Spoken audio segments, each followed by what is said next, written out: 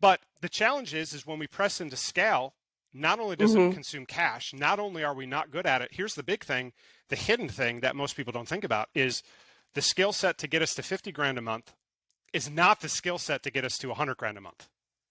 Right. The things that we're doing right now to go from $500,000 to 750 to $1 million a month are entirely different than what I was doing back then. So reserve is paramount.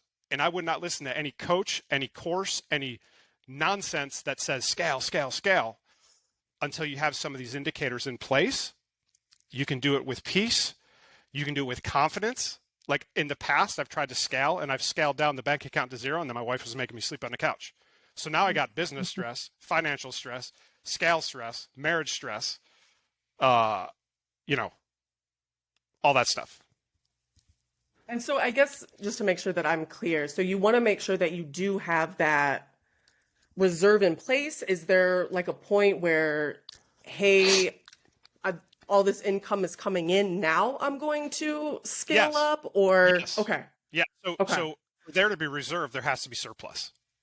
right, okay, So step one is, because again, scale consumes profit. Scale consumes the P&L. Scale eats the P&L like Pac-Man eating flashing ghosts.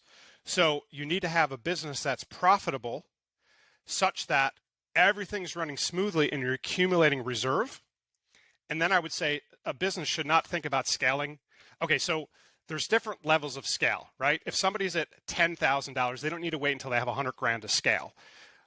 Just make sure that they have some surplus, that they have a cushion, that when they press into that, they have some bandwidth so that it doesn't become stressful. Because it's going to be right. stressful anyway. You just don't want it to be stressful plus financially stressful. Then the Christian entrepreneur's head just gets, the devil just comes in and just like the line with the three-legged stool, they're just like paused. They're like, what do I do? This stinks. I don't like this. Abort, Abort, mission. eject. Or worse, let's just be real here. Then they Hmm. get into drugs. They get into, and that could include chemicals. That could include food, right? My coach, which you know, actually, he's who introduced us on the health side, he calls food Christian crack, right? So when Hmm. there's all this stress, then we get into all that kind of nonsense. Like Christians have the same divorce rate as heathens. They have the same chemical abuse rate, pornography rate, all that other nonsense. Well, that ain't because the dude and Hmm. dudette are like happy and filled and glowing. It's that pressure of the eject or that all